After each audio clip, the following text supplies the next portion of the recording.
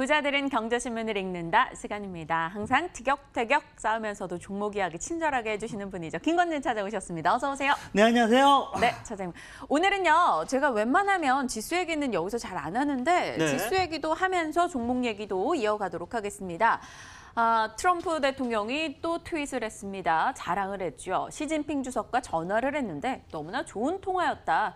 우리는 다음 주에 있을 G20에서 만나기로 결정을 내렸다. 이런 소식이 전달되면서 무역협상 재개 이슈, 뉴욕장 그리고 오늘 우리장까지 긍정적으로 이끌고 있습니다. 많은 종목들이 올라가고 있는데 요거 시장 어떻게 봐야 되는지 짚어볼 거고요. 또 하나가 미중 무역 협상 기대감이 있다 보니까 국내 증시에 상장된 중국 기업들이 급등합니다.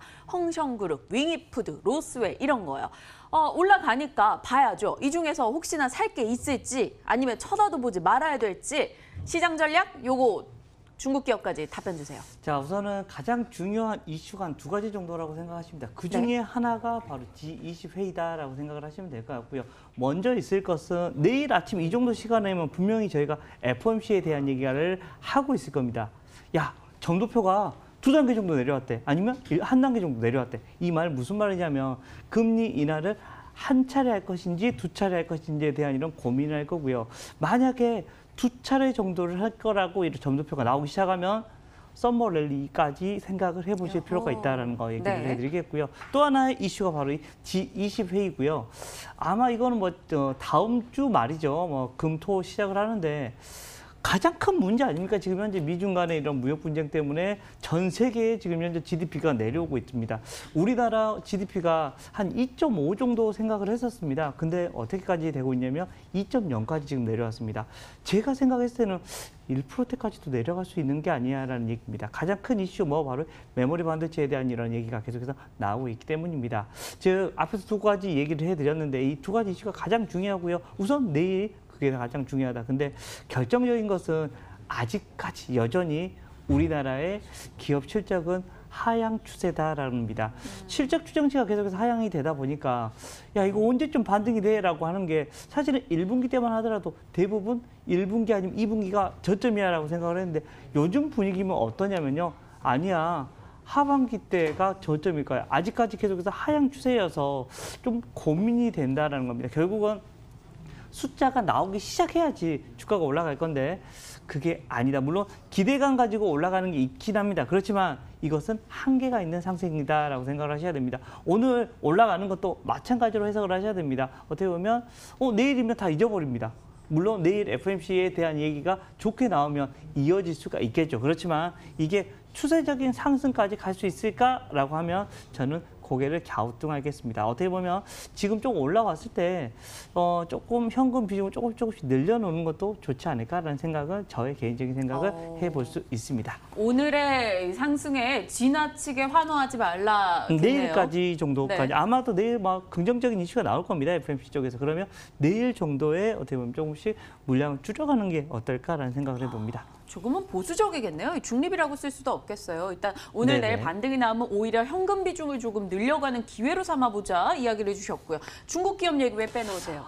중국 기업은 제가 사실은 그 신뢰가 전혀 없어서 그 회사의 그게 진짜라면 정말 싼 회사들입니다. 네. 근데 그런 회사가 야 이거 우리 회사 상폐할게라고 갑자기 발표해버리고 하는 데가 너무 많아서 조금은 좀 접근하기가 좀 너무 어렵다는 나라면 겁니다. 안 본다 이건 저는 거죠. 그렇습니다. 우리나라 신뢰도가 높은 우리나라 주식을 하시는 게 그리고 우리나라에 싼 주식들 아직까지 많이 있거든요. 여러분들 잘 눈을 부라리면서 잘 보시면 많이 있다라는 얘기를 드리겠습니다. 그래도 올라가니까 한번 좀 짚어볼 만 했다고 봐요. 네, 그러니까 단기적인 매매 그날 사서 그날 팔면 상관없잖아.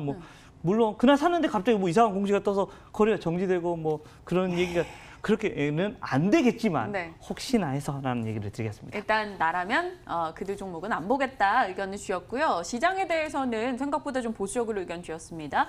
반등 시 현금 비중 확대 기회로 쓰자 이야기를 주셨고요. 다음 쪽은요. 와 드디어 고개를 드나 싶어서 이 종목의 상승이 왜 그렇게 반갑던지요. LG 이노텍입니다. 며칠 전이었어요. NH투자증권에서 의견을 냈는데요. 주가 반등 노려야 돼.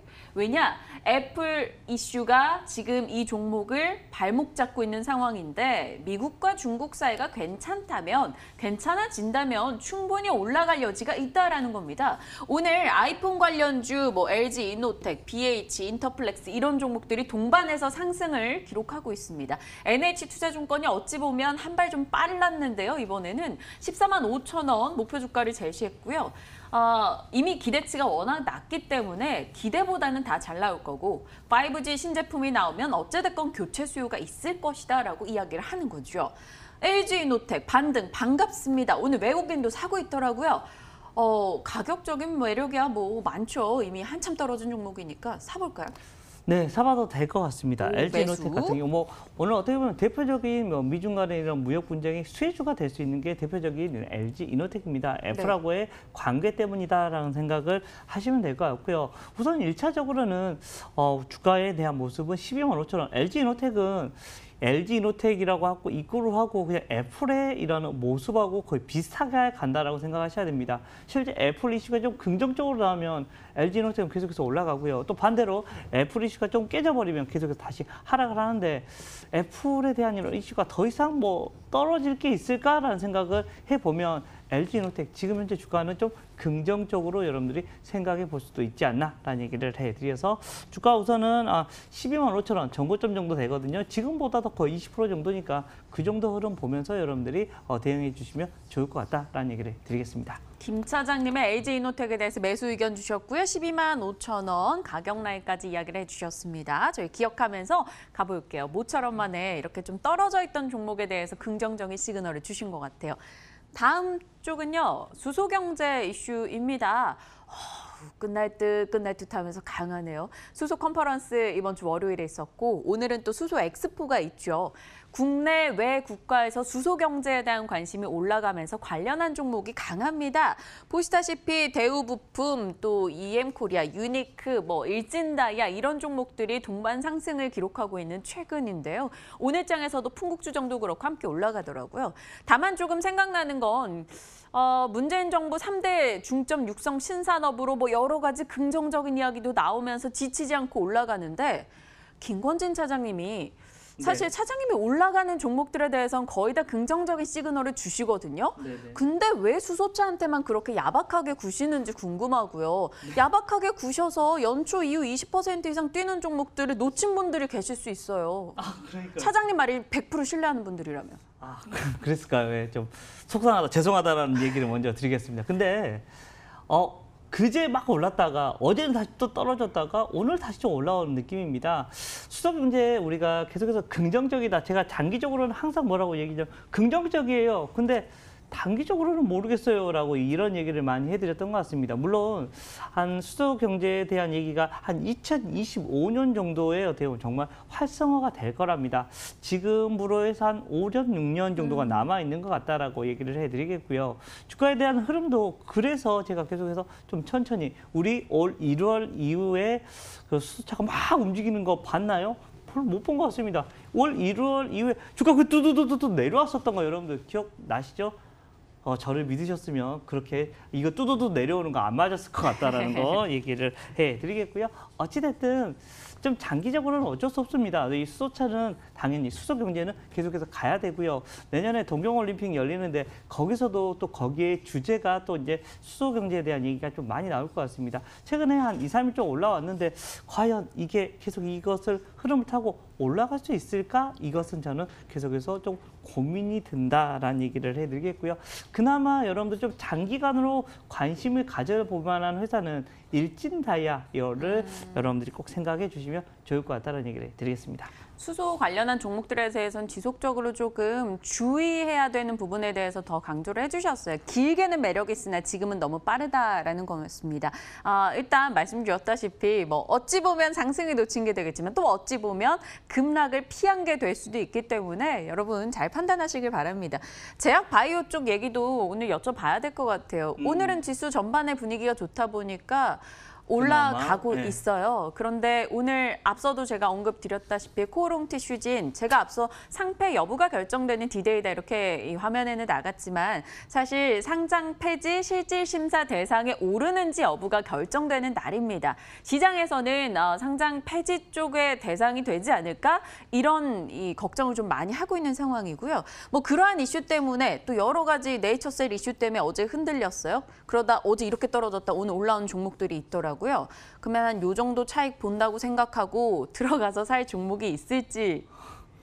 아니요, 아닙니다. 없으세요? 네, 없어요? 저는 안 하겠습니다. 그렇게 굳이 지금 현재 시점 자체가 사실은 저는 제약바이오를 상당히 좋아하는 이런 개인적인 생각을 가지고 있습니다. 물론 우리는 계속해서 늙고 병드는데 나를 고쳐줄 애들은 누구예요? 바로 이 제약업계이기 때문이다라는 거 얘기를 해드리겠고요.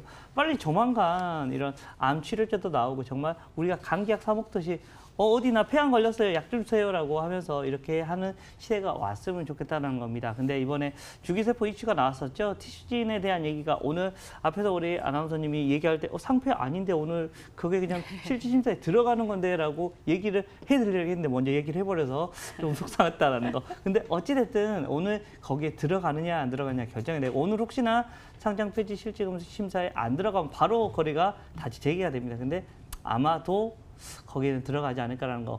그 요건이 어떻게 보면 티슈진이라는 이런 게 하나입니다. 달러 안 큰데 그거 어떻게 보면 주 목적이 되어 있기 때문에 좀 얘기가 나오고 있고요.